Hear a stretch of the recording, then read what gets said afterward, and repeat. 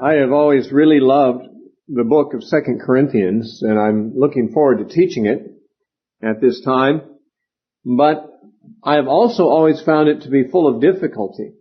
And the difficulty has a number of causes. One of them is that although it is one of the most personal epistles Paul wrote, perhaps the most personal, and he says much more about himself and his feelings and his travels and just about personal matters, or at least alludes to them, that you feel like you get to know the heart of Paul by reading this epistle more than most of his epistles. And so there is a disclosure of Paul himself in this epistle. Whatever else may be said for obscurity, we get a lot of clarity on what kind of man he was and what kinds of things he went through and how he responded to various kinds of problems and what he internally struggled with. That is something unusual about the letter in a positive sense. But he is writing the epistle, as he wrote the first epistle of Corinthians, to people with whom he had spent a great deal of time. When he came to Corinth on his second missionary journey and founded the church there, he remained there for 18 months. And during that time, of course, he taught and he preached probably daily, which means that the Corinthian Christians had had a lot of information about what Paul's views were and what he wanted to get across directly from his own conversations. And we don't have any of those recorded. And so we lack a lot of the background knowledge that was shared between Paul and his congregation in Corinth when he wrote the letters. And when he wrote both the letters, he did allude to things which he expected his readers to know more about than we actually know about because of his recent and prior and extended visit and teaching among them before. In 1 Corinthians, there are many allusions to things that we can't make much sense of. And there are some things in Paul's discussion about women's head coverings in 1 Corinthians 11 that we just don't know what it means, that a woman ought to have authority on her head because of the angels. There's no explanation of that. Probably in Paul's teaching among the Corinthians, he had said enough on similar subjects or on that subject that they could put it together and know what he was saying. Likewise, when he referred to those who were baptized for the dead in 1 Corinthians 15, again, no one knows for sure what he's referring to there, but the Corinthians certainly must have known. Likewise, in 2 Corinthians, there's a lot of allusions to activities and persons, not so much theological concepts here or ethics as in 1 Corinthians, but more of stuff that has gone under the, things that have transpired since he wrote 1 Corinthians that he's alluding back to. And scholars have made an effort to try to patch together a picture of what transpired between the writing of 1 and 2 Corinthians from scattered allusions and obscure statements that Paul has made in this epistle. Especially in the first 8 chapters, there are quite a few of these sections where Paul breaks away from what he's saying and gives a little bit of allusion to what has gone on and which the Corinthians could make sense of. Now, we can make some degree of sense of it, but there's much that we don't know about that has to be speculated about. Fortunately, of course, a full understanding of those things that transpire between Paul and his readers is not the most important thing for us to know. It's a matter of curiosity, and it may well provide some clarity on passages of a teaching sort that would be understood in light of those experiences. But I just want to say that it's somewhat difficult because you'll encounter in the first several chapters repeated allusions to things that have gone on in the recent past, which are not the easiest thing in the world to put together and figure it all out. Another thing that has made this epistle difficult is Paul's use of certain phrases that are unusual. He doesn't express himself sometimes as clearly in 2 Corinthians as he does in some other places. Perhaps because he is being more personal and less formal, he may just not be taking as much pain to speak in grammatical Greek that would be easier to follow his train of thought, or it may be that he's rambling, sometimes, and he does appear to do that a little bit. Or it may also be that he's using idioms that we're not acquainted with. An example of what I'm talking about would be, and we'll certainly find many of such examples in 2 Corinthians, in 2 Corinthians chapter 1, where he says, in verse 18, for example, but God is faithful, let's start 17. Therefore, when I was thus planning, did I do it lightly? Or the things that I plan, do I plan according to the flesh, that with me there should be yes, yes, and no, no? But as God is faithful, our word to you was not yes and no. For the Son of God, Jesus Christ, who was preached among you by us, by me, Silvanus, and Timothy, was not yes and no, but in him was yes. For all the promises of God in him are yes, and in him amen, to the glory of God through us. Now, I think I know what Paul is saying there. What I don't know is why he said it quite that way. I mean, the sentence structure is peculiar, and the uses of the yeses and the nos is not real natural to our way of reading, what Paul's saying. Now, it's possible that there's some idiomatic use of some ancient Greek idiom that Paul is and his readers are very acquainted with, and we are not. But that makes it, a little more difficult at times to understand exactly what he's saying. And my problem, and I have some problems in teaching that maybe some other people would not, who have a different style of teaching. But I'm an analytical kind of person. I like to know why this phrase is in this particular sentence, and how that phrase is called for by the previous phrases, and how it introduces or anticipates the following phrases. I like to see a logical train of thought, and see the flow, and see how the previous verse or the previous phrase helps give clarity about a present verse or phrase I'm looking at. And when Paul does this kind of thing, it's more difficult to do that. Now, that doesn't mean the way that I teach is the best way or the only way, but that's just the way my mind works, and it makes it sometimes difficult when I can't figure out why did Paul choose that phrase? Exactly what does that mean? And there's more in 2 Corinthians like that. It doesn't mean that his message is inscrutable. Like I said, the passage I just read, I believe I could paraphrase and get the meaning of it without much difficulty. It's not so much a difficulty of knowing his meaning, it's a difficulty of knowing why he said it that way. Now, some people don't ever worry themselves about why someone said something that way. That's just a problem I have. I'm always trying to figure out why did he say it that way, and what was the significance of saying it that way as opposed to saying it some other way. And some of that is impossible for me to discern. I'm just trying to think of another instance here of that kind of language.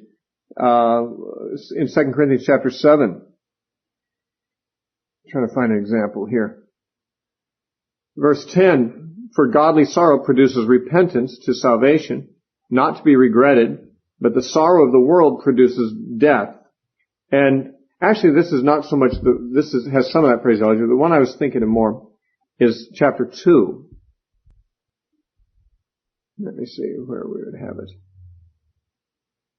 Let's do verse 15 and following. 2 Corinthians chapter 2 verse 15 says, for we are to God the fragrance of Christ among those who are being saved, among those who are perishing. To the one we are the aroma of death to death, and to the other the aroma of life to life. Now, I don't think I have any problem understanding what Paul's getting at here. But when he uses the expression of death to death and of life to life, it's not all that, it's an unusual phraseology, but it's not unlike Paul. In fact, in Romans, Paul uses some phrases that are similar, that are, people speculate. And a lot of translators have done a lot of different imaginative things trying to render them understandable. But in Romans 1:17, Paul says, but in it, the righteousness of God is revealed from faith to faith. Well, what does from faith to faith mean? Well, you might think you know, but if you do, you've got one opinion, and there are translators who have a lot of opinions about what that means. And they'll usually suggest what they, in their commentaries or in their translations, what they think it means. But the fact remains that Paul uses idioms or choices of phrases which might have been very natural of understanding to his audience given their culture, but are, to my mind, sometimes difficult. But at the same time, while I say this about his choice of phrases, and that's one thing that's always made 2 Corinthians a little difficult for me, it's not so much, as I say, difficult in knowing what Paul's trying to get across. That's not the problem. And what Paul's trying to get across is much more important than analytical questions of why he used that phrase and what the specific significance of a given wording might be. I need to give you some background for this letter. I mean, it's obviously going to be necessary because Paul makes allusions to certain things throughout the letter, and they are not in some kind of a systematized order where he would just sit down and tell what the background was. He put it together from various fragments. And this has to do with part of the whole complex of Paul's relationship to the Corinthian church. After he had left the Corinthian church, he had written 1 Corinthians to them. Well, actually, even before he did that, he wrote another letter that was prior to 1 Corinthians. We just don't have it. He wrote a letter that was advocating the avoidance of people who were fornicators and who were idolaters. And he mentions this in 1 Corinthians chapter 5 and verse 9. He says, I wrote to you in an epistle. He's talking about a previous letter that he had written before 1 Corinthians, which epistle is unfortunately now lost. But we can see that the letter that we call 1 Corinthians is really the second letter Paul wrote to them, because in that first letter, chapter 5, verse 9, he actually makes reference to a prior epistle. Now, there is belief among most scholars, although some would disagree, that 2 Corinthians makes reference to a previous epistle, which is neither to be identified with 1 Corinthians or the epistle before that. Let me show you what I mean.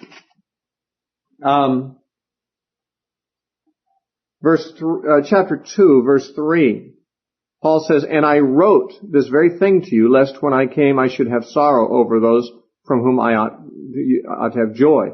Now, he makes reference to having written to them, and there are several references throughout 2 Corinthians to the letter that he has written to them. He says also in chapter 2, verse 9, for this end I also wrote, that I might put you to the test whether you are obedient in all things. Now, this reference back to him writing previously could be, of course, a reference to one of his previous epistles that we know of. The very first epistle that was lost, or more probably would be the epistle we call 1 Corinthians. But there are some things he says about this letter that he wrote that have made many scholars believe that 1 Corinthians is not easily identified with it, and that the whole flavor of the epistle he's referring to does not jibe with the flavor of 1 Corinthians, and the content of it does not jibe with the content of 1 Corinthians. And that being so, many have come to the conclusion that there was yet another, now lost, epistle that Paul wrote to the Corinthians between 1 and 2 Corinthians. On this theory, of course, Paul wrote a total of 4 letters to the Corinthians, and we have only had survived to our time the second and the fourth of them, the first and the third of them now being lost. Now, there doesn't seem to be any question that there was a first letter before 1 Corinthians, and therefore some scholars speak of these letters as Corinthians A, Corinthians B, Corinthians C, and Corinthians D, four letters of Paul to the Corinthians. And 1 Corinthians would actually be Corinthians B, and 2 Corinthians would be Corinthians D, and lost today are Corinthians A and Corinthians C. Now, you don't have to buy those labels or anything like that, but that's simply a way of trying to illustrate that there's some letters written in between that are no longer available to us.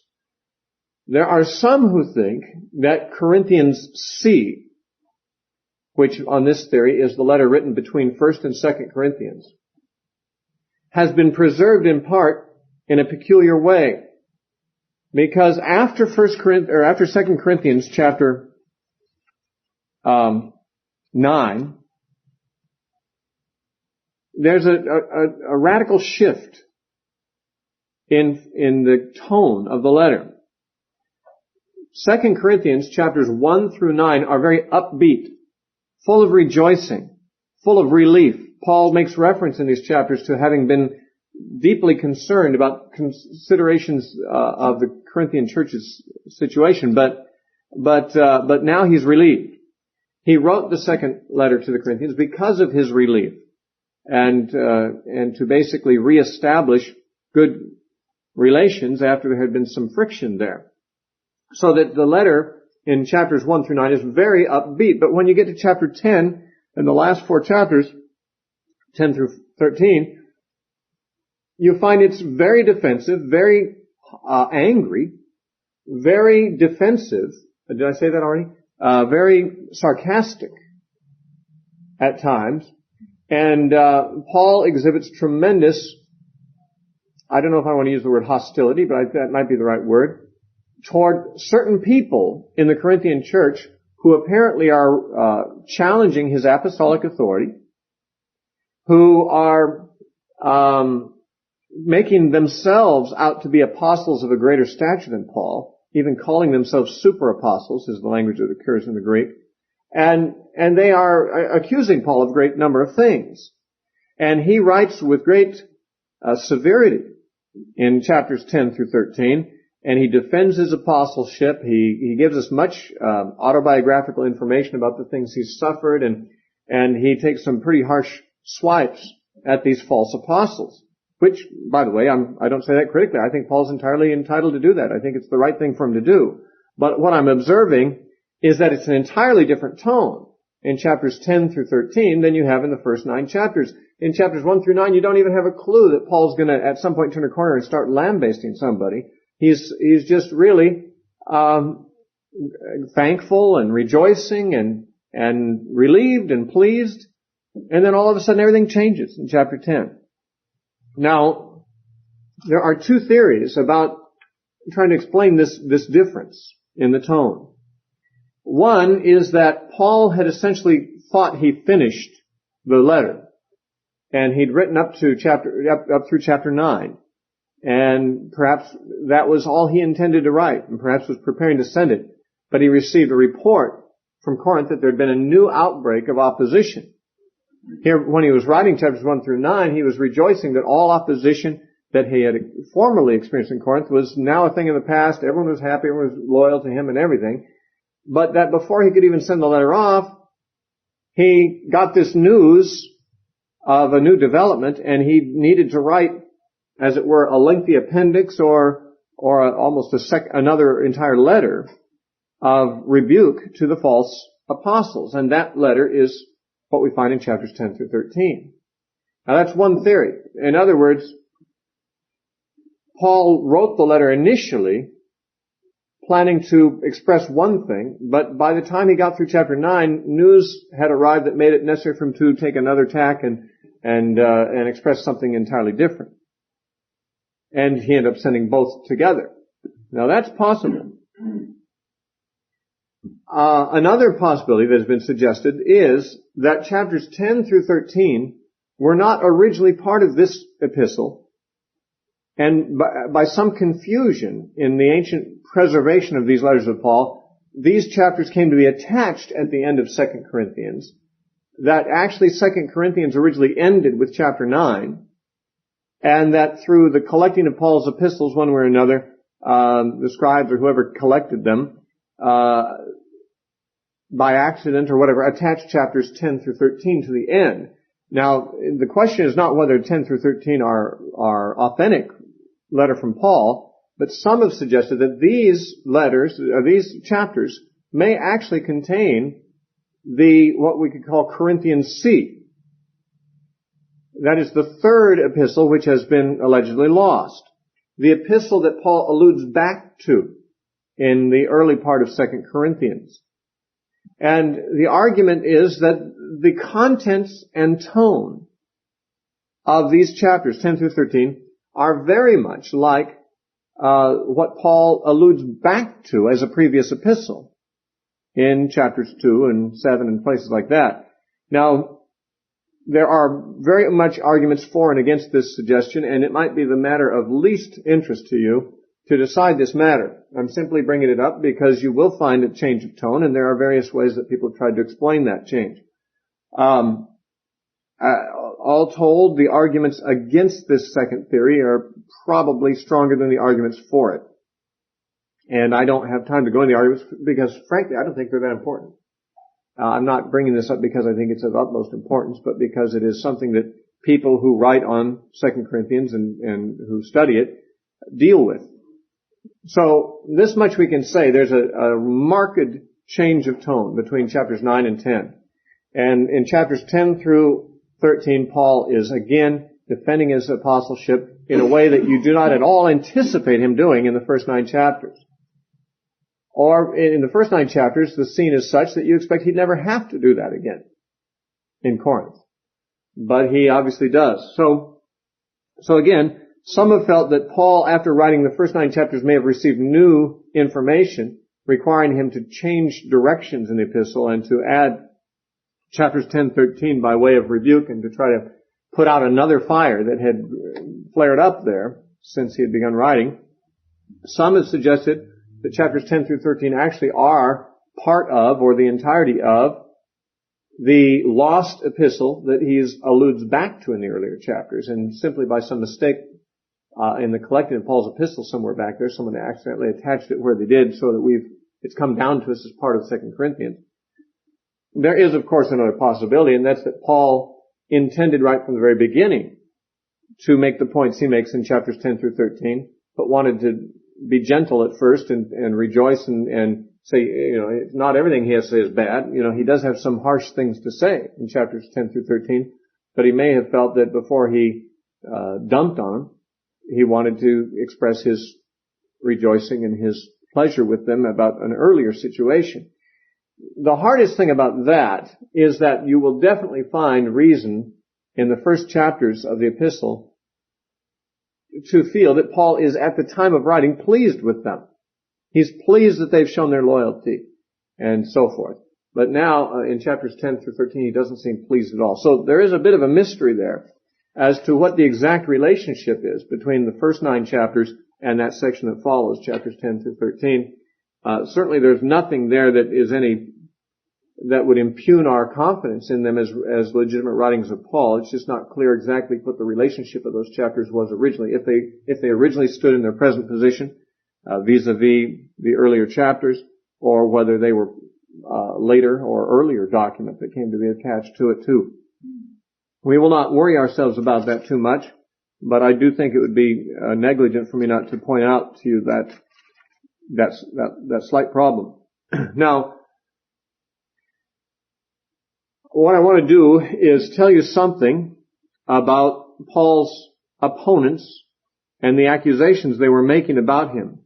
Now, these opponents largely, of course, come into view in these last chapters, 10 through 13. Whether they were in view in the earlier chapters in any of Paul's comments, we can't be sure. They may have been a little bit, but they certainly come up in the last part of the chapter. Now, who are these opponents? I mean, what was it they were doing, claiming, and so forth?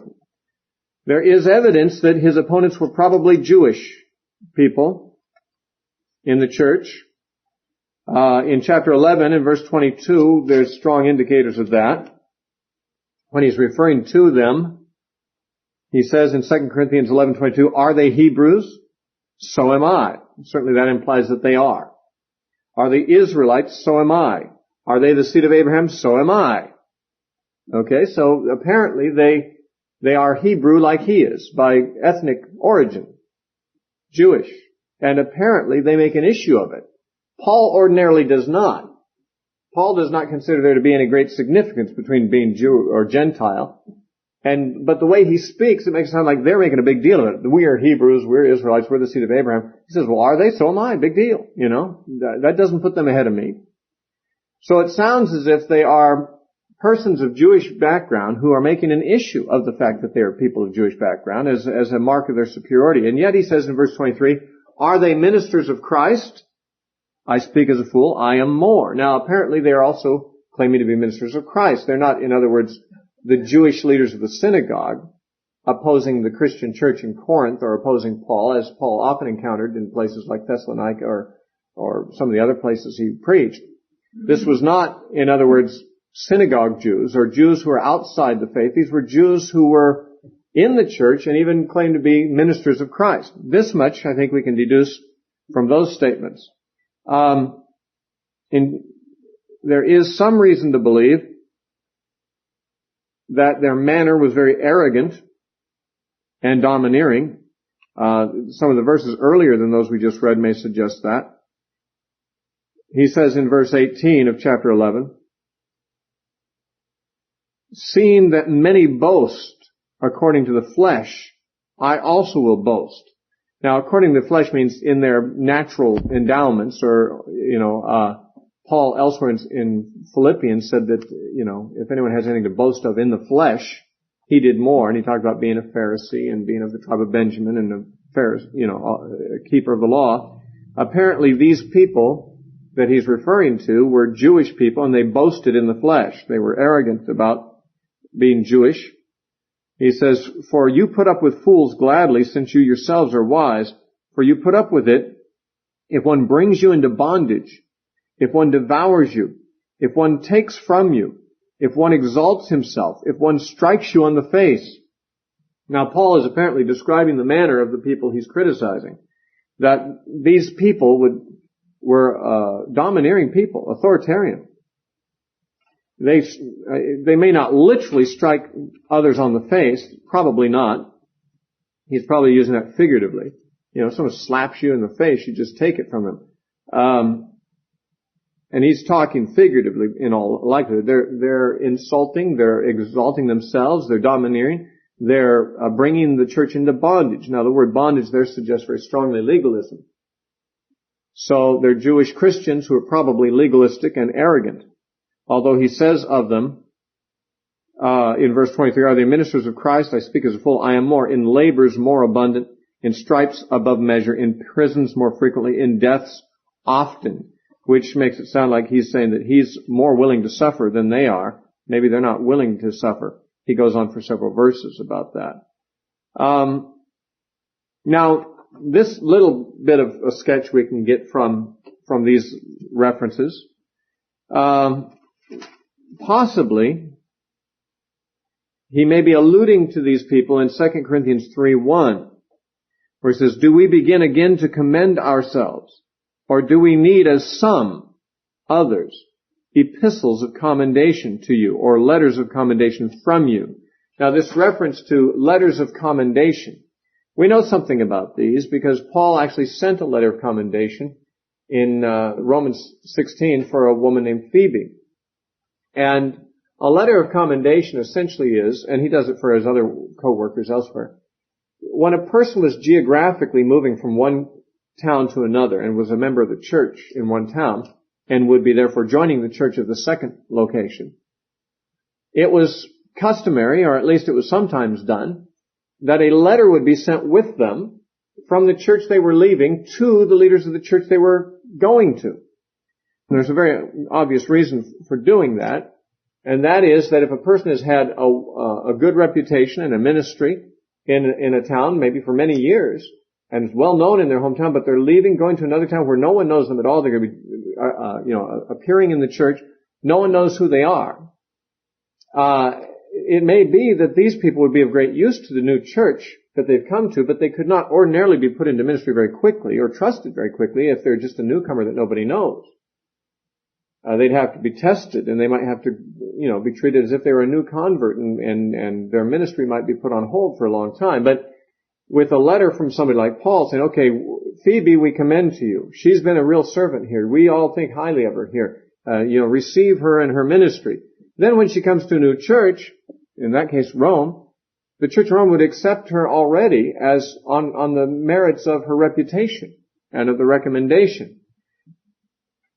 This isn't done often enough today. It is sometimes done. I remember when I was a child in the Baptist church, and they'd always give altar calls at the end of every service. It was not very common that anyone got saved during those altar calls, but it was somewhat more common that someone would come forward, and the pastor would announce, so-and-so has come, and they've asked to transfer their letter from such and such a town. I never knew exactly what that meant, transfer their letter. What in the world does that mean?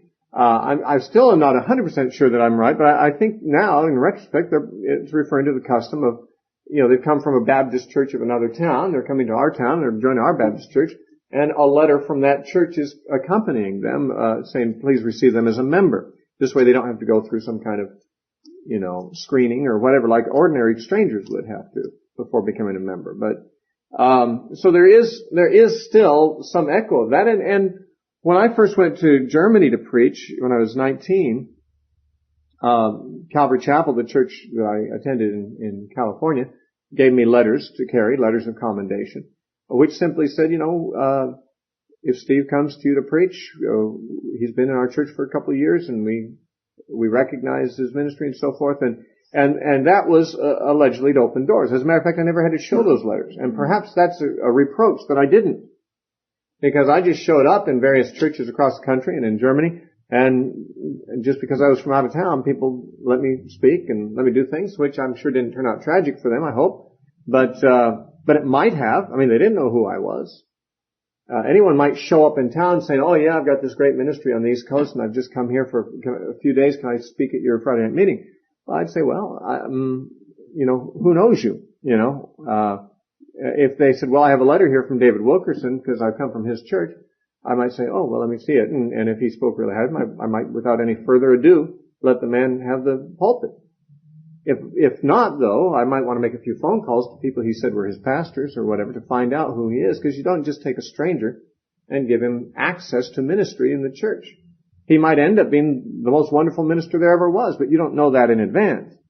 And that's what a letter of commendation does. It sort of removes all the barriers of a stranger coming to the church. If he's well reputed and well known and well commended by some other church where he's been for a long time, then the receiving church, the church at the receiving end, can receive him without any qualms.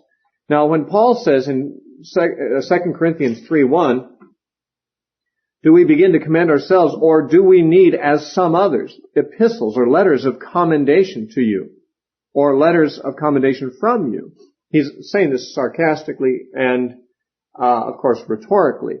He's saying, listen, we don't need to bring letters with us when we come to you and say, listen, accept Paul, he's a nice guy, he's a good minister. I mean, he's their father in the faith. Paul planted that church. They knew him. They didn't need him to present letters from someone showing what his credentials were. That's what he's saying. But he mentions, as some others do. Now, this may just be generic, because as traveling ministers went from place to place, many of them did carry letters of commendation, no doubt. But some scholars think there may be a hint here that the opponents of Paul had arrived in the church from out of town and carried letters of commendation, and that was their entree into the church. That was how they got in and got confidence there. They carried some impressive letters of commendation. There are some who've suggested it might even be people who carried letters from Peter. And the only reason for suggesting this really is that we know that Peter was very much associated with the Jerusalem church, and the Jewish believers looked up to him. He was an apostle to the circumcision. That seems to be sort of the ethnic and cultural background of the people that he's referring to as his opponents. They may have come from Jerusalem, in other words, or from the Jewish church. And another thing is that we know in 1 Corinthians, for some strange reason, there were people in Corinth saying, "I am of Cephas."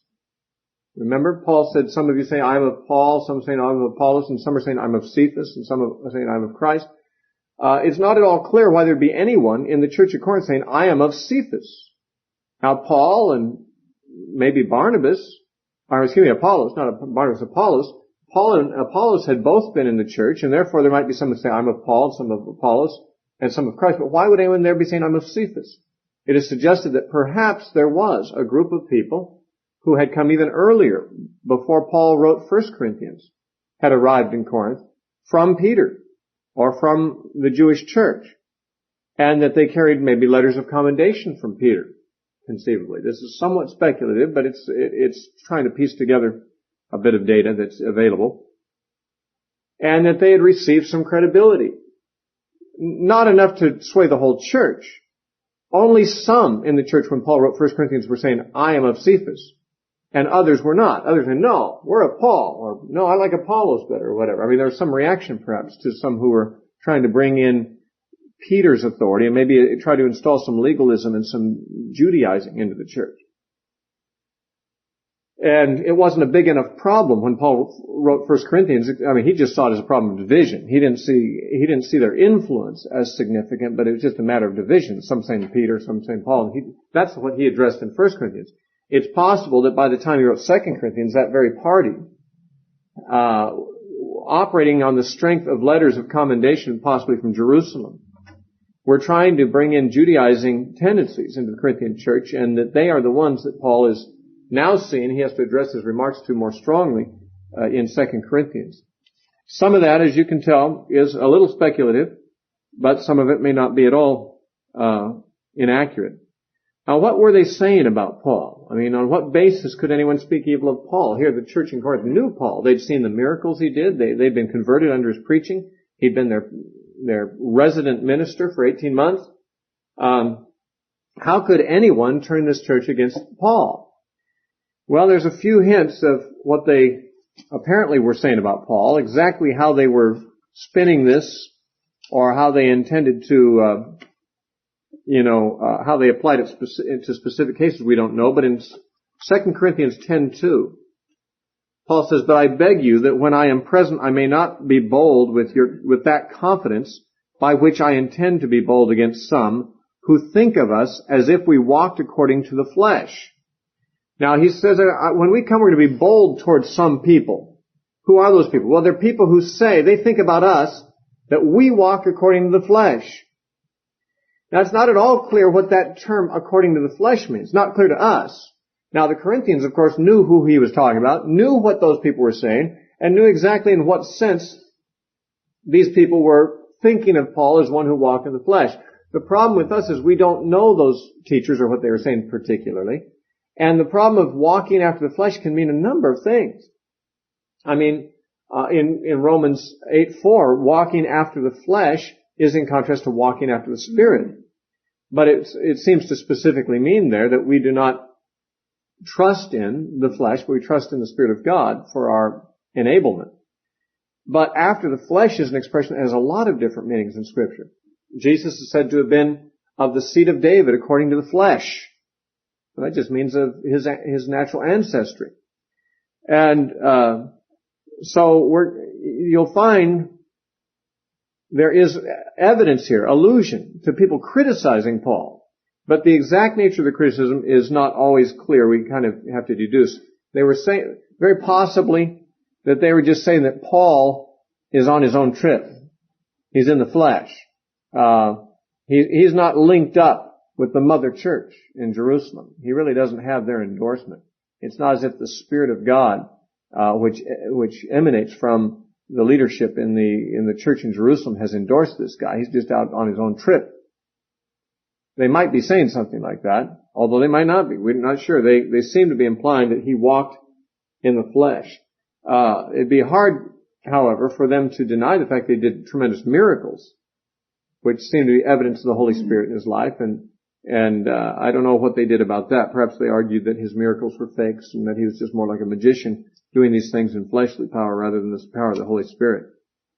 Another criticism of Paul, apparently, is found in 2 Corinthians 10:10, what his critics were saying. In fact, Paul actually quotes them verbatim. Here we can see some actual words of his opponents. "For his letters," they say, "are weighty and powerful, but his bodily presence is weak and his speech is contemptible." Now, Paul probably was physically a weakling. For one thing, he took a lot of beatings. He was in fastings oft and watchings oft. He lacked sleep and food many times. He was exposed to the elements a great deal. He had something that he referred to as a thorn in his flesh. We don't know the exact nature of that, but it may have been a physical, condition.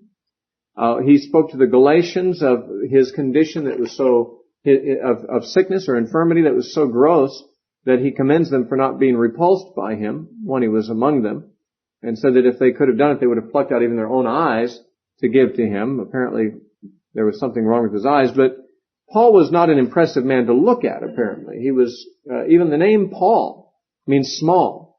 And his real name was Saul, but they nicknamed him Paul. And I don't know if he was nicknamed Paul because he was a small man or not, because Paulus actually means small. And he may have been a frail individual, sickly, and his physical condition not improved by his lifestyle, getting beaten all the time and rotting in third world jails and being a night and a day in the deep and things like that. I mean, he may have had asthma and arthritis and all kinds of other problems, as well as the marks all over his body, which were scars of the beatings he'd taken. In any case, Paul himself does not deny that he is weak and contemptible in physical presence. Now, on the other hand, the weakness of which they speak might not be his physical weakness. They might be just saying that, well, in his letters he speaks with great boldness and great authority as if he's some big guy. But when he's around, he's much more sheepish, isn't he?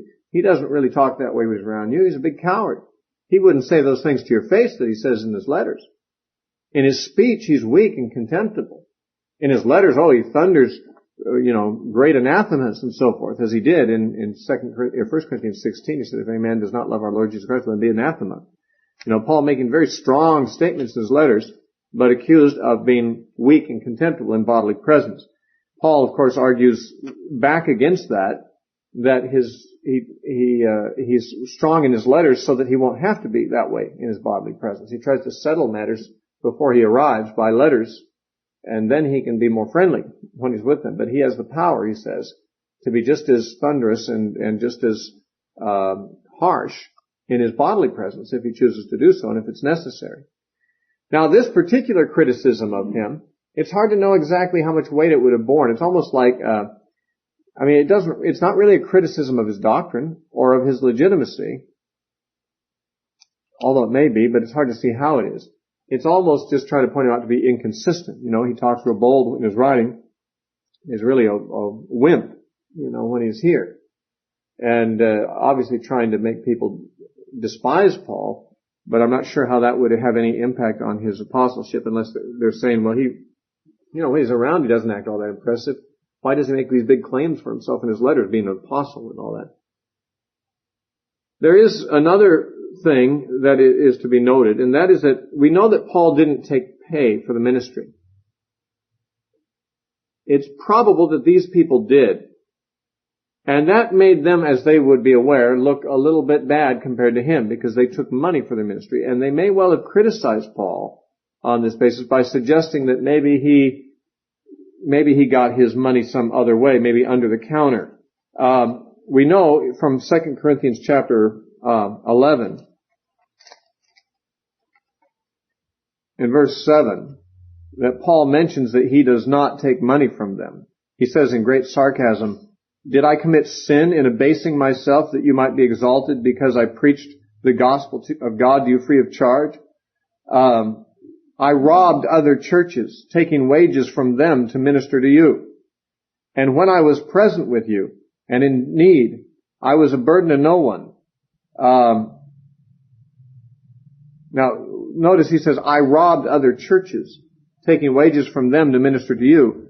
Now, that either means that he received free will offerings, which he sarcastically refers to as robbed, like he's being accused of being maybe an embezzler or something like, are these people saying that I embezzled from other churches and that's the only reason I didn't charge you for the ministry because I was already set up by shifty dealings I'd done before arriving and already had plenty of money from robbery?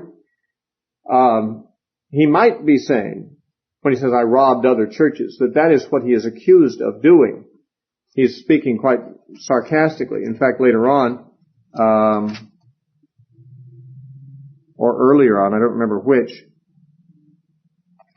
he basically speaks very sarcastically, saying, forgive me this wrong of not charging you money. If I'm being criticized because I didn't charge money for my ministry, forgive me for wronging you in that way. In chapter 8, verse 20, and following, Paul is talking in these chapters 8 and 9, about the collection that he is gathering to take to the churches of Judea. He's taking a collection among the Gentile churches, and he wants to deliver it to the churches in Judea, but he insists on taking much people with him to keep himself accountable, to avoid any charges that he is embezzling. He says, let me see where we want to, see verse 18 and following of chapter 8. And we have sent with him the brother who's throughout all the churches, and not only that, but who was also chosen by the churches to travel with us with this gift, which is administered by us to the glory of the Lord himself, to show you a ready mind. Avoiding this, that anyone should blame us in this lavish gift which was administered by us, providing honorable things, not only in the sight of the Lord, but also in the sight of men. And we have sent with them our brother, whom we have often proved diligent in many things. Now, he talks about brethren accompanying him, so he could avoid being blamed of anything, anyone accusing him of anything with reference to this money he's carrying. He's acting honorably, not only in the sight of the Lord, but in the sight of men. Now, in other words, I could carry this money to Jerusalem without any accompaniment, and I'd still be honorable in the sight of the Lord, because God knows I'm not an embezzler. But since men don't know that, I keep myself accountable with others, with me, so that they can see that all this money gets where it's supposed to go. Now, why does he have to say that? Is there someone accusing him, maybe, of being one who has his hand in the cookie jar? It's hard to say. See, that's what I'm saying is you get little pieces of stuff in the epistle, and you try to put together a composite drawing of what's going on, and it's not all that easy. But these are some of the clues that may have something to do with it, that there were some Judaizers. Perhaps they'd come from Jerusalem, and they were accusing Paul of not being a man of the Spirit, but a man walking in the flesh, and basically maligning him in these ways. And so he defends himself. Now, that, of course, has mostly to do with the contents of chapters 10 through 13, where he is defending his apostleship and taking to task his opponents. But in the first 9 chapters, we have very little of anything like that. There may be a few hints there in some of these passages of people who were opposing him currently. But mostly in chapters 1 through 9, he's talking about someone who was opposing him earlier and is no longer doing so. And the allusions to a guy, a person who was causing a problem before, are found in this first section. And there is a question that arises as to who is this person that he's referring to. In chapter 2, 2 Corinthians 2:5, 2 Corinthians 2:5, Paul says, "But if anyone has caused grief, he has not grieved me, but all of you to some extent, not to be too severe. This punishment which was inflicted by the majority is sufficient for such a man, so that on the contrary you ought rather to forgive and comfort him, lest perhaps such a one be swallowed up with too much sorrow. Therefore I urge you to reaffirm your love to him."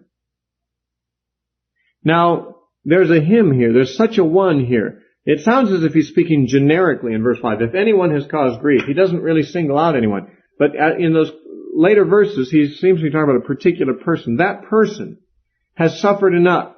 We don't want that person to be swallowed up by excessive grief. I want you to forgive that person. So although he speaks almost sounding generic about if anyone has caused grief, it's clear from his later words that he has someone particular in mind. Somebody that the church has dealt harshly with. And that Paul is saying, okay, that's enough. Let him back in the church. Forgive him. Accept him back. There is also reference to this same person, apparently, in chapter 7.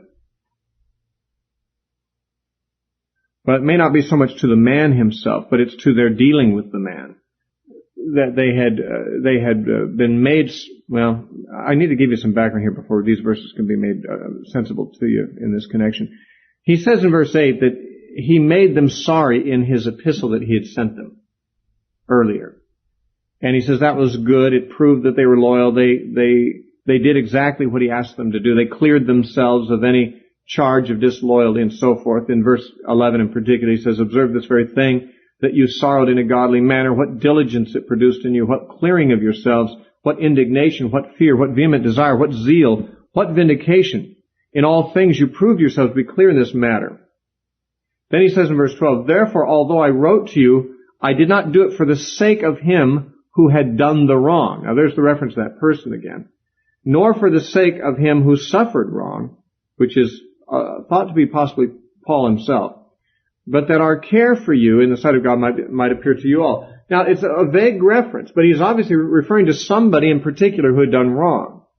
Somebody about whom he'd written a letter that caused sorrow to the church. But the church reacted positively to the letter and apparently did something to this guy.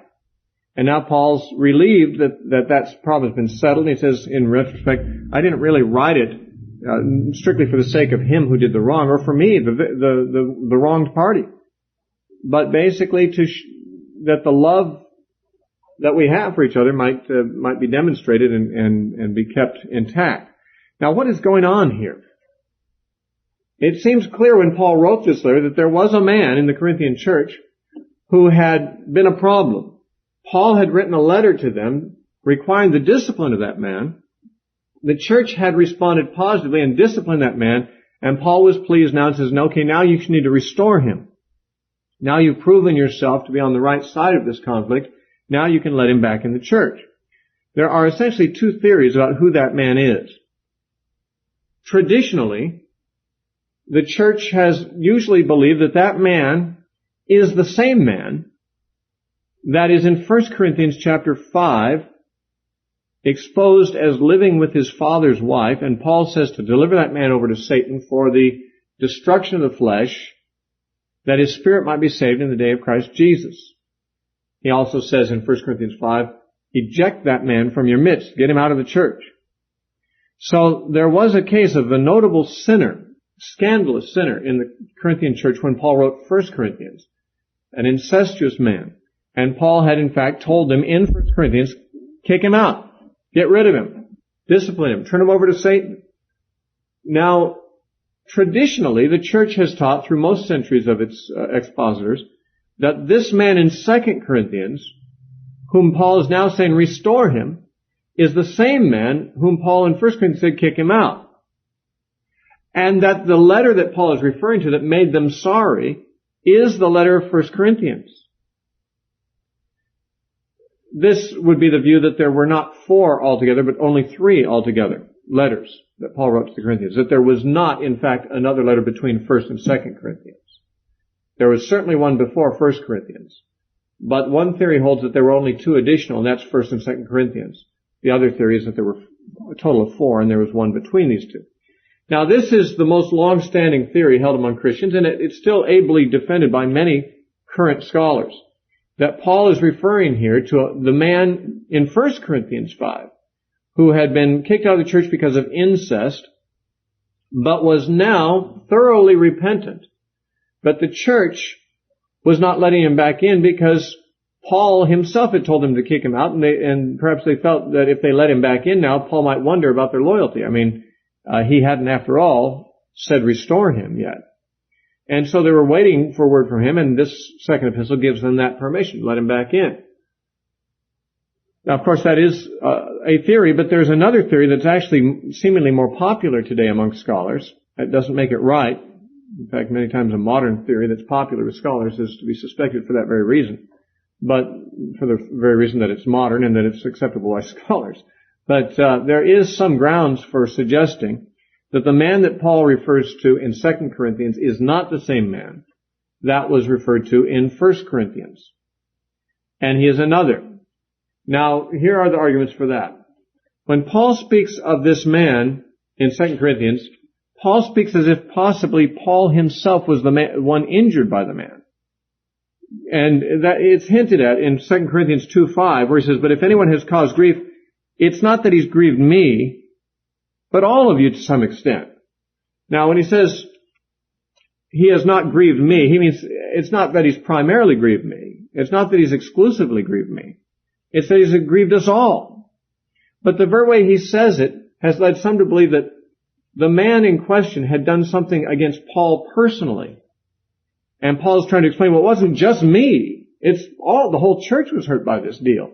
But that he had to clarify because the church generally thought of this man as a man who had done something against Paul, and Paul has to clarify that it wasn't just him. It was everyone who was hurt by this action. And also in which we saw a moment ago in 2 Corinthians 7, in verse 12, he says, therefore, although I wrote to you, I did not do it for the sake of him who had done the wrong, nor for the sake of him who suffered wrong. And it is thought that him who suffered wrong is a reference to Paul. Now, these two statements have led many to believe that the man in question had done something more directly offensive to Paul personally than the man who was simply living with his father's wife. Now, the man who lived with his father's wife was doing a horrible sin, But it was not a sin directed with any hostility necessarily toward Paul. It was probably just a matter of a sin of lust rather than a sin of thumbing his nose at Paul, or in some way trying to overthrow Paul, or do something that Paul would be seen as the principal victim of this man's actions. And for this reason, a lot of scholars today believe that the man in question was perhaps a man who had risen up in the church trying to oppose Paul. Now, I don't believe he would be one of these ones that Paul's rebuking in the later parts of 2 Corinthians in chapters 10 through 13, because he's very harsh with them. But he's actually being very conciliatory toward this man. It is possible, therefore, that Corinth had a recurring problem of people rising up, questioning Paul, challenging Paul. We know, of course, from the fact that 1 Corinthians mentions some were saying, we're of Paul, others, I'm of Cephas or I'm of Apollos, that the very fact that some were saying, I'm of Paul, was not something Paul encouraged. They must have been doing that in response to others who were defecting from Paul. Some in the church, the whole church had been, as it were, of Paul. They were founded by Paul. But now there were some saying, I'm of Cephas or I'm of Apollos, which was another way of saying we're not following Paul's leadership and we're following the leadership of these men. And so in reaction, apparently, some of the churches said, well, we're still of Paul. And others said, hey, let's forget this Paul, Cephas, Apollos, we're just of Christ. There were all those four sects or four opinions. But you can see even in 1 Corinthians there were some there who may have been trying to question whether Paul's authority should really be that which is followed. Now, if the current theory of the scholars is correct, the man that Paul is restoring in 2 Corinthians was a man who rose up in the church probably after Paul had left and after Paul had written 1 Corinthians and after that epistle had been sent, because he doesn't mention that man in 1 Corinthians. So sometime in the interim between the writing of 1 and 2 Corinthians, a man may have risen up in the church, nowhere near as troublesome as the people that Paul's rebuking in the end of this epistle, but troublesome enough that he was accusing Paul or trying to undermine Paul in some way, and that Paul, when he heard of it, may have written a letter, a harsh letter to the church saying, how come you're putting up with this guy? Kick him out. And they did. And then the guy came around and was sorrowful for that and really wished he hadn't done it and kind of saw the light. And Paul wrote back, okay, his offense to me, I'll forgive that. It's no problem. See, the very fact that Paul even speaks of himself as the one doing the forgiving suggests that he was perhaps the injured party.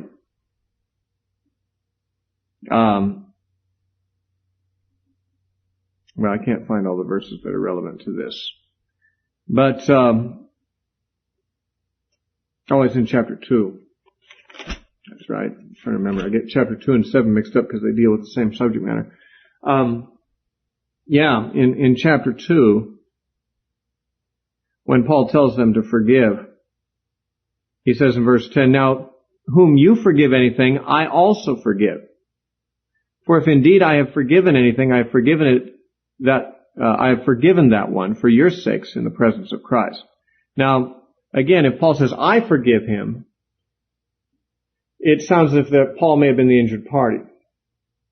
And so many have felt from these little bits of evidence that the man in question was more of a political problem in the church, not a moral problem, not someone who was sleeping with his father's wife, had to be kicked out for that, but somebody who rose up opposing Paul's authority in the church, they had to be kicked out for that. Tertullian, actually, very early church father, was aware of the view that it was the same man as mentioned in 1 Corinthians, that it was the incestuous man that Paul is now restoring here. But Tertullian did not approve that view. But one reason is that Tertullian was one of the very rigorous party who believed that once a person committed sexual sin, after baptism they should never be forgiven. There were a lot of rigorists who believed that in the early church, and that after baptism you couldn't be forgiven if you committed a serious sin like incest. And so Tertullian just couldn't stand the thought that Paul would restore such a man if it was that man, and just say, well, receive him back now. And he thought that'd be taking too lightly the man's sinfulness. But I'm not sure that Tertullian and the leaders of the church at that time who thought that way really had the heart of God. Sexual sin is a terrible thing, but so is rising up in opposition against the apostle a very evil thing. sexual sin is evil, but it's not unforgivable.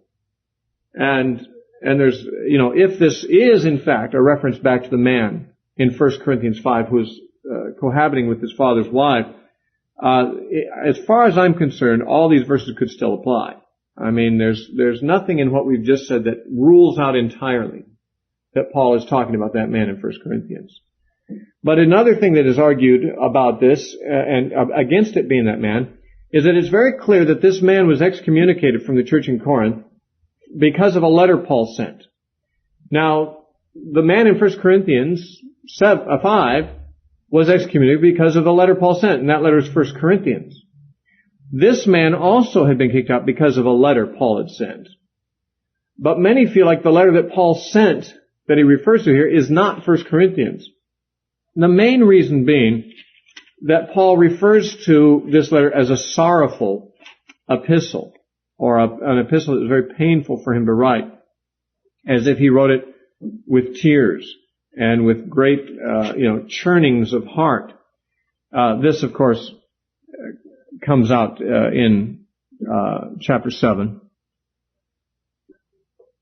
and in chapter 2. Those two chapters seem to deal with this the most. But he specifically says in chapter 7, verse 8, even if I made you sorry with my letter, I do not regret it. He says, though I did regret it. In other words, after I sent the letter, I had some question as to whether that was wise for me to take this approach. But now I don't regret it because I see it worked. That's what he says there. And also,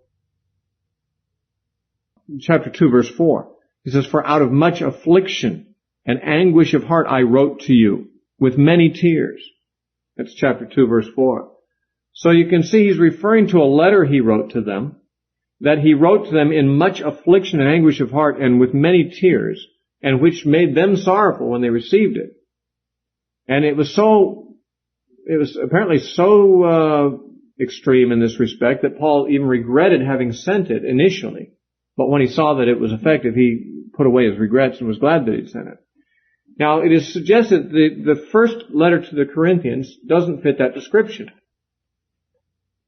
It is said that 1 Corinthians doesn't have any evidence that Paul's writing in tears. Now, there are some problems in the church Corinth he addresses, serious ones. Disunity, immorality in the church, Christians going to war, not war, but to law against each other in the courts of law. There are problems with the gifts of the Spirit being not exercised properly in the church. There was problems at the communion table. There were some problems with the women in their head covering practice. There were problems in the church when Paul wrote 1 Corinthians. And it is argued, even though he dealt with these problems, he does it without a great deal of emotion. You don't read 1 Corinthians and feel like you're reading a tear-stained document. It just doesn't have that tone. And therefore they say, well, he must be referring to a different letter than 1 Corinthians. And that would be one that was sent after 1 Corinthians, but before 2 Corinthians. And that would be, of course, the one they call Corinthians C.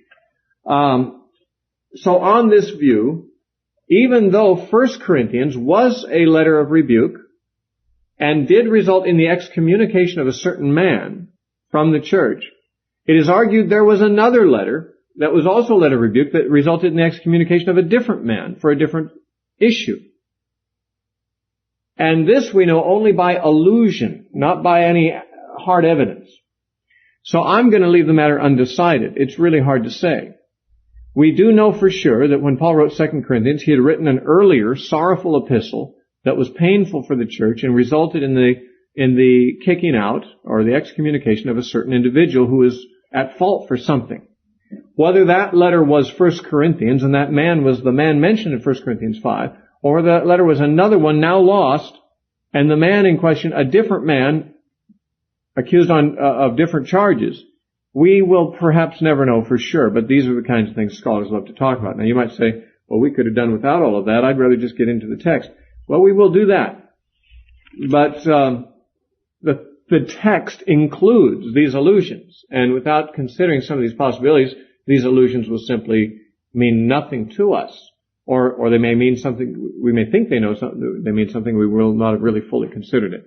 Let me survey for you before we get into chapter 1, just Paul's relations with the Church of Corinth from beginning to end that we know of.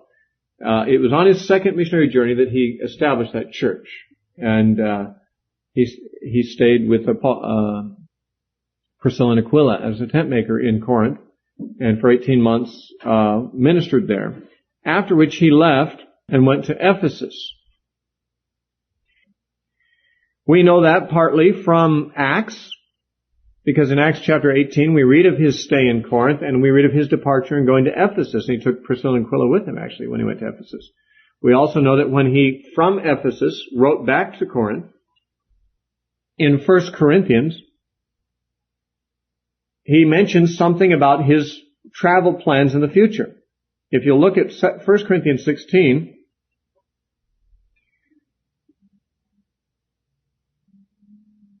he says in verse 5, "Now I will come to you when I pass through Macedonia, for I am going to pass through Macedonia. But it may be that I will remain or even spend the winter with you, that you may send me on my journey wherever I go, for I do not wish to see you now on my way, but I hope to stay a while with you, if the Lord permits. But I will tarry in Ephesus until Pentecost." Okay, now, he says, I will stay in Ephesus until Pentecost. Apparently he was in Ephesus at that time.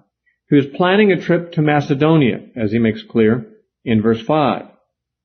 He intended not to visit them on his way to Macedonia, because he was eager to get to Macedonia, and he wanted to spend a more substantial time with them than he would be able to do before going to Macedonia. So he intended to go to Macedonia first and then visit them after he was done in Macedonia, and possibly spend the winter with them. Now this he wrote at a time when things were not too bad with the church in Corinth. He was not going to come immediately to them. He was going to wait in Ephesus till Pentecost.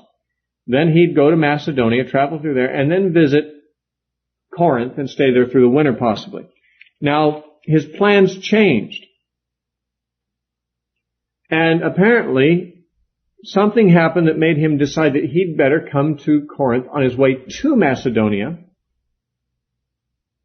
rather than after being in Macedonia. Now, in other words, he saw a reason to hastily go back to Corinth. He alludes to this in 2 Corinthians 1:15. He said, "And in this confidence I intended to come to you before, that you might have a second benefit, to pass by way of you to Macedonia, to come in again from Macedonia to you, and be helped by you on my way to Judea." Now notice, this plan that he's describing is a different one than he described at the end of 1 Corinthians. At the end of 1 Corinthians he said, I'm going to go to Macedonia first, then I'll come to you. Now he says, I actually had a plan to pass through you to Macedonia and then back to you again after Macedonia. So after he wrote 1 Corinthians, something caused him to change his plan and decide, well, I'm going to visit them twice, not once. I'm going to visit them not only when I leave Macedonia, I'm going to also visit them before that on my way to Macedonia. Now, why is that? Why did he do that? He doesn't say, except that he thought he'd give them a second benefit, or give them, twice the benefit of 2 ministry visits instead of 1. Actually, it was this very change of plans on his part. Now, there were other changes after that. Let me put it this way. It has been suggested that Paul made a hasty visit to Corinth, which he had not earlier planned to make, because of the rise of opposition in Corinth. That is, he wrote 1 Corinthians saying, well, I'll be going through Macedonia, I'll be staying here in Ephesus for a while, then going through Macedonia, then I'll make it to you sometime before winter and stay through the winter with you. Very casual, no emergency, no rush. But at some point he changed his plan and said, no, I better go there on my way to Macedonia, as well as coming out. He planned an earlier visit. Now this might have just been because, he found himself in possession of a little more time and wanted to spend more time with them because he enjoyed their company, so he decided to visit them twice instead of just once. But some have suggested that he made this change in plans because he had heard of a problem in the church that needed his direct attention.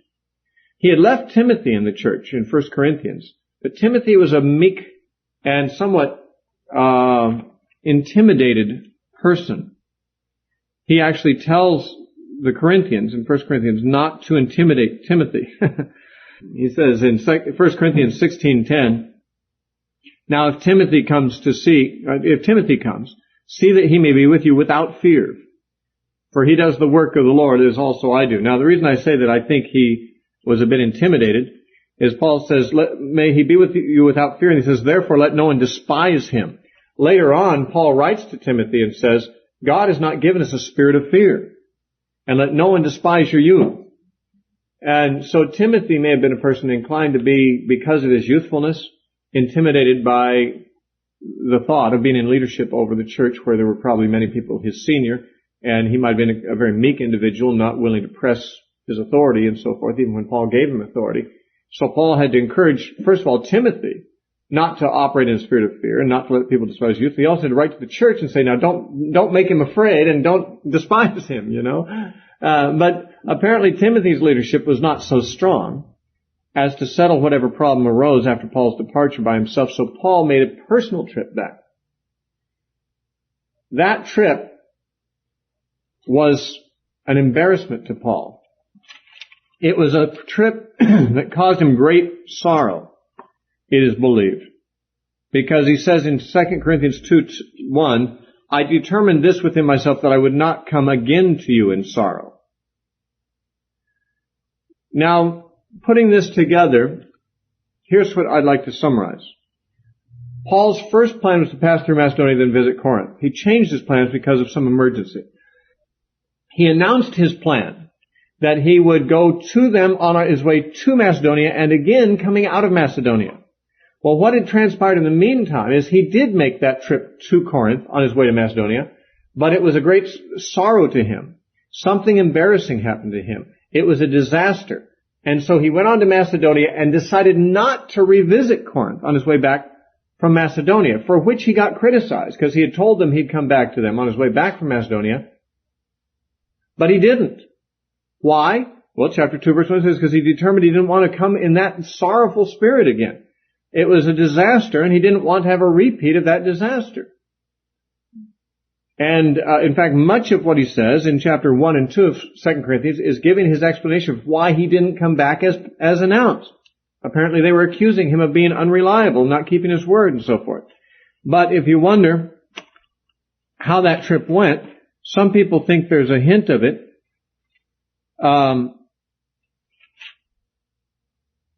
In chapter 12 and verse 21, this may or may not be given a hint of it, but some feel like this is an allusion to how badly things went for him when he visited on that time. It says, and lest when I come again, my God will humble me among you, and I shall mourn for many who have sinned before and have not repented of this uncleanness, fornication, licentiousness, which they have practiced. Some feel that Paul is referring back to the fact that when he did visit them, it was humiliating. There were unrepentant people in the church, and Timothy couldn't do it, and even Paul couldn't do it. Couldn't bring them to repentance. And so he left Macedonia, and whereas he had planned to come back to the church in Corinth on his way back from Macedonia, he decided against it, at least at that time. Instead, he sent a letter, which was the sorrowful letter. Probably while in Macedonia, he sent a letter back. Rather than visiting himself, he sent a letter instead of his personal visit. He sent it by Titus. Titus carried the letter for him. And he wasn't sure what would happen because his own personal visit had been such a disaster. He had no confidence that this letter he sent was going to get the results. According to the theory of the scholars, it was on that sorrowful visit that this man opposed Paul and humiliated him and embarrassed him. And when Paul left, he sent back this sorrowful, anguished letter to the church saying, how could you allow that to happen? And then they were smitten in their conscience and they disciplined the man, kicked him out. And now Paul's writing this letter saying, you did the right thing, you did well, I was glad to see you're still on my side here. You know, I mean, that is considered to be the scenario. When Paul wrote 2 Corinthians, some things had transpired after he'd written 1 Corinthians that in between the two. One, Paul had made a quick visit probably to try to shut down some rebellion in the church, of which there may have been a particular guy, and he may not have been a Judaizer. The Judaizers are the ones Paul lambasted in the end of 2 Corinthians. But he's being nice to this guy. This guy could very well have been more of an antinomian, more of a Gnostic type, a guy who was advocating libertarianism. in the sense, not in the sense that we think of the political party libertarianism, but in the sense that religious libertarianism, where, it's okay to go eat in the idol temple, it's okay to commit fornication with the temple prostitutes, we're saved by grace and all that. And the reason I say that this may have been the man's approach is that Paul says in 2 Corinthians 12:21 that when he comes back, he doesn't want it to be like the previous time. He doesn't want God to have to humble him among them. And he says, and I shall mourn for many who have sinned before and have not repented of uncleanness, fornication, licentiousness, which they practice. So there are some people, they're unrepentant of their sexual practices, which are sinful. And that he takes to be something he doesn't want a repeat performance of. He doesn't want to come back and have to mourn that.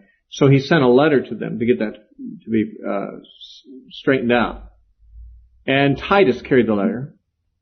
And after that, Paul had gone to Troas with instructions to Titus to meet him there.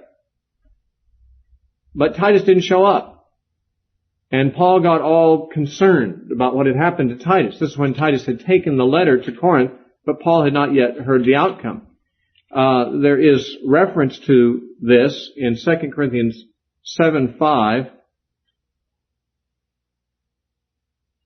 I think right there. He says, for indeed, when we came to Macedonia, our flesh had no rest, but we were troubled on every side. Outside were conflicts, inside were fears. Nevertheless, God, who comforts the downcast, comforted us by the coming of Titus. So, I guess it was earlier he mentioned that he went to Troas because he waited for Titus. Titus didn't come. And so he went on ahead to Troas. I guess it must have been, I remember where everything is in here. Oh, well, we'll worry about it another time. The point, I think it might be chapter 4, but whatever. Paul actually went on to Troas. Titus didn't show up there, so Paul went back to Macedonia, and Titus did come and join him there. And when Titus joined him there in Macedonia, it says in verse 7, chapter 7, verse 7, and not only by his coming, but also by the consolation which he was comforted in you, when he told us of your earnest desire, your mourning, your zeal for me, so that I might rejoice even more. So when Titus rejoined Paul in Macedonia, it was with news that the letter that had been carried had gotten a good result. And so Paul was comforted not only by meeting Titus, but by the good news that he brought. And this is the background of the epistle. I imagine it sounds very complex to you. It is somewhat complex, but it can be simplified fairly well, and I've already done that, I hope. I hope I've made the whole chronology clear. That Paul heard of problems, he made a quick visit to Corinth to try to fix it, he was opposed there, he was embarrassed, he was humiliated, he left, worried about the state of the church, sent a letter back by Titus, and without waiting to hear news of it, he traveled on and told Titus to meet him later on. He went to Troas. Titus didn't meet him there. Paul got worried. He was in anguish. He was worried about, had no rest. He went back to Macedonia. Even there things weren't going real well. Had anguish there. But finally, his anguish and his concerns were laid to rest by the reappearance of Titus and by the good news that Titus brought that the church was doing well. So Paul wrote this letter to congratulate them and to rejoice with them that they were now on the right side of this controversy again. That they had done what Paul said. They had kicked this guy out of the church. But apparently news had come to Paul that the man had also repented after being kicked out of the church. Apparently being kicked out of the church was a severe enough punishment that it brought him to his senses, and he repented and he was sorry for what he did, but the church was still not fully accepting him back. And for good reason. I mean, you would imagine. I mean, they were embarrassed that they had not shown more loyalty to Paul before. And so finally when they were confronted about it, they went ahead and did the right thing and kicked him out. Now they weren't sure whether they should accept him back in. Even if the guy seemed repentant, would it look to Paul as if accepting his former opponent back in was themselves backsliding a little bit back away from Paul and toward his opponent? So they were kind of keeping this guy at arm's length, even though he apparently had endured some sorrow and some repentance. Anyway, so Paul wrote this letter in part to express his rejoicing, but also in part to give instructions about restoring the man who had now repented. Now, all of that scenario may sound extremely irrelevant to anything in our lives today. I mean, if all that happened, if this epistle was occasioned by these particular circumstances, these unique historical events, unrepeatable, not happening today, Paul's not here, there's no one here doing those things, we haven't kicked the guy out. I mean, what is the use of reading this epistle today? Well, much, every way. There's very much in the epistle of tremendous spiritual truth. It's all intermixed with Paul's telling parts of the story and wearing his heart on his sleeve and laying out his feelings and so forth. And there's a lot of that, but it's all mixed with some tremendous theological teaching that is interspersed simply because Paul can't talk for very long without including a lot of theology. He's always thinking about truth, and always talking about it. And so, as I said at the beginning of this lecture, there are some difficulties with this epistle. I don't think I'm the only one who finds it so. I haven't heard other teachers complain of it like I have, but I like this epistle a great deal, and some of my very favorite passages are in this epistle. And when I'm teaching on certain subjects, like suffering, for example, I probably quote more from this epistle than any other individual epistle from Paul. It's got tremendous stuff in it. But I say at the beginning, there are some phrases, there are some allusions to things that we just don't know for sure. Why he used that phrase and whether our understanding of it is precisely correct. And we don't know also for sure all the background, but we've tried to reconstruct it for you here so that when we come to the passages where it's helpful to know the background, we at least have some kind of a scenario to work from. Now we're going to stop there. Rather than going into the epistle, we have, only about 5 minutes or something, and there's no sense getting that far into it and stopping. We'll just close up the introduction and get into chapter 1 when we come back.